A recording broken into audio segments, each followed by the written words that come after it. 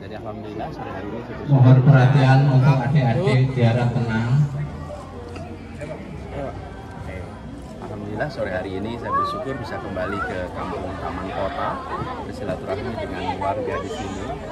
Warga yang dulu ketika saya masih bertugas di Jakarta sering mampir bersilaturahmi, dan mereka memiliki tantangan-tantangan yang agak unik pada waktu itu, dari mulai bencana sampai persoalan-persoalan kepastian tentang tempat tinggalnya.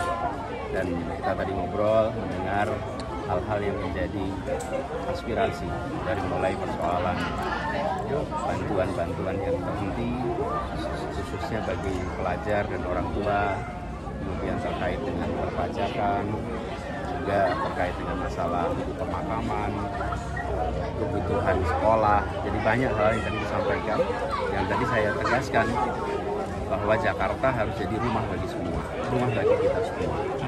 Jangan keluarga-keluarga hidup dengan tegang, tapi harus bisa hidup dengan tenang. Jadi itu prinsipnya, dan tadi saya sampaikan terima kasih telah menyambut. Dan sekarang saya undang Pak RT, Pak Yusuf, untuk menyampaikan. Silakan Pak RT. Terima kasih buat Pak Anies Baswedan yang berkunjung dalam acara silaturahmi di Taman Kota, khususnya di RT 1605. Ya semoga kedatangan Bapak Anies pada sore hari ini ya membawa suatu perubahan buat kampung kita ke depannya. Ya kita aminkan untuk semuanya. Ya, terima kasih Bapak.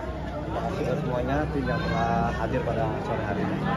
Terima kasih Pak Yahya. Saya dengan Pak Slamet sekarang, tokoh masyarakat. Silakan. Oke. Kami selaku warga RT 16 sangat berterima kasih dengan Pak Anies. Berkat jasa beliau, berkat bantuan beliau, kami masih bisa berkumpul dengan saudara-saudara kami, bisa kumpul dengan saudara-saudara kami dan tetangga-tetangga kami. Mungkin kalau tidak ada uluran tangan dari Pak Anies, dengan tidak ada kebijakan dari Pak Anies, kami udah nggak tahu kemana. Di tahun 2018 kami benar-benar terpuruk lah, udah kebakaran, nggak bisa bangun. Tiap hari kami disamperin Satpol PP, tiap hari kita dihitung Satpol PP. Bulldozer udah siap di depan juga. Berkat bantuan beliau, Pak Anies yang benar-benar mulia, kami bisa tinggal lagi di sini. Sekali lagi kami selaku warga RT 16 Pak Anies mengucapkan beribu-ribu makasih. Mudah-mudahan Pak Anies bisa selalu sehat dan jadi DKI 1. Amin. Amin. Terima kasih. Anies tadi kan Bapak juga menyampaikan bahwa diberikan tugas baru Pak untuk jadi cagup DKI kembali, dan beberapa parpol juga sudah mengusung Pak Anies. Bisa disampaikan Pak, itu partai politik apa saja yang sudah berkomunikasi dengan Bapak? Semuanya sudah.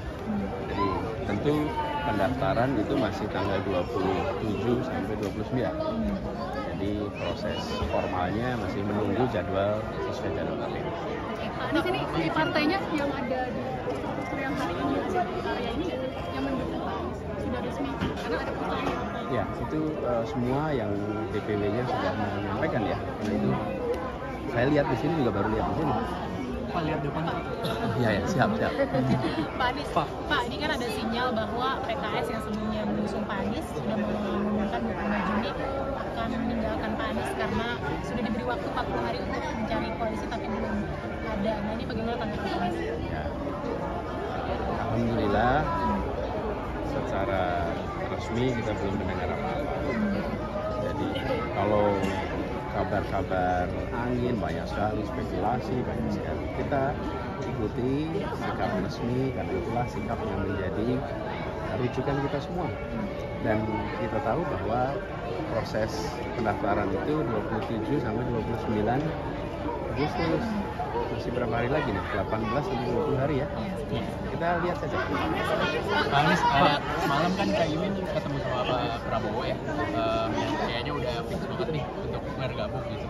Apakah menurut Pak Anies ini kans Pak Anies makin kecil apa? Silaturahmi itu baik-baik saja. Jadi ketika Gus Imin bersilaturahmi dengan tokoh-tokoh bangsa, dengan pimpinan-pimpinan partai yang lain, itu adalah satu sikap bernegara yang matang, modern. Karena itu saya memandang itu sebagai silaturahmi yang baik-baik saja.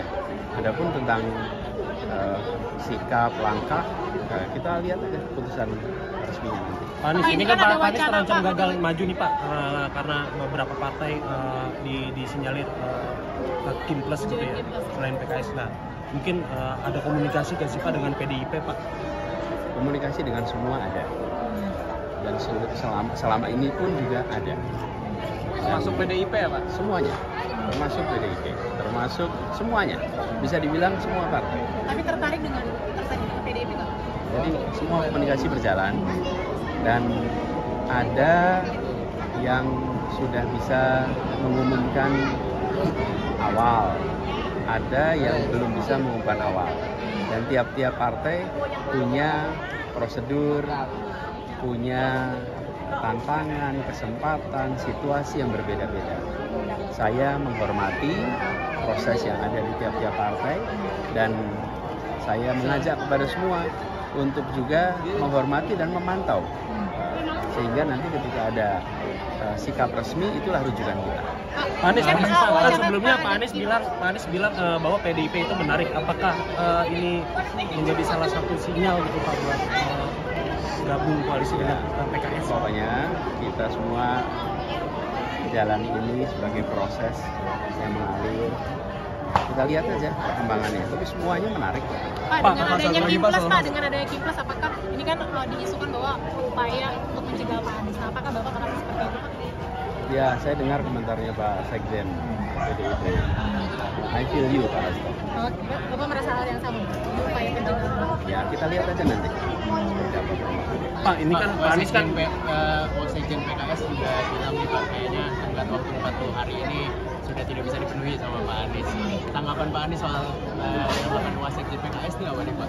Ya, kita lihat saja perkembangannya. Toh memang proses pendaftaran itu belum bisa dilakukan sekarang. Jadi kita sekarang belum bisa mendaftar. Belum bisa mendaftar nanti tanggal 27. Jadi kita lihat perkembangannya. Tapi Pak Anies, deadline dari PKS itu kan pernah ada ya Pak Anies, disampaikan ke Pak Anies sebenarnya. Gimana Pak? Saya izinkan saya untuk tidak saling berbagi. Pak, tapi Bapak Anies, ini kan optimis Pak bahwa akan tetap dapat tiket. optimis dapat tiket di Pilgub Pak. Begini, ini Pilgub itu adalah tentang rakyat Jakarta. Teman-teman datang ke masyarakat, mereka menginginkan Jakarta yang diurus dengan serius. Mereka menginginkan Jakarta yang tenang, Jakarta yang memberikan kesempatan yang setara, dan itu yang menjadi fokus perhatian saya. Pertanyaan warga dari tadi kemarin nggak ada yang tanya partainya apa, wakilnya siapa, ada jegal menjegal, nggak ada warga yang tanya itu. Warga tanya tentang Pak KJP-nya bagaimana, Pak tanah saya bagaimana, Pak pendidikan seperti apa. Inilah sesungguhnya esensi pilkada, dan saya memilih untuk fokus di situ. Karena itu semua pertanyaan-pertanyaan yang terkait dengan proses politik, biarlah itu mengalir jalannya. Karena aspirasi warga, dan aspirasi warga itu kemudian ditangkap oleh partai di daerahnya. Kalau di Jakarta namanya DPW. Karena itu kemudian DPW mengusulkan nama dengan melihat aspirasi warga. Kemudian dibawa kemana? Diproses di tingkat pusat. Tapi cerminan aspirasi warga itu ada di mana? Ada di DPW. Jadi kalau ada nama yang muncul dari DPW, muncul dari aspirasi rakyat, itu pasti mencerminkan agenda yang ada di daerah ini, Jakarta. Jadi saya akan fokus terus di situ sambil kita lihat perkembangannya nanti. Pak Anies kan dari kemarin bilang bahwa fokus penanganan Jakarta Pak. Sementara ditambah dengan dukungan masyarakat yang mungkin banyak gitu kayak buat Pak Anies gitu ya, sama mungkin ditambah dari hasil survei yang menyebut Pak Anies ini tinggi. Kenapa nggak lewat jalur independen sih Pak? Kita sudah bekerja bersama dengan partai sejak panjang, bahkan percakapan dengan partai juga sudah panjang. Kita terus bekerja bersama dengan partai. Pak Kim kan diprediksi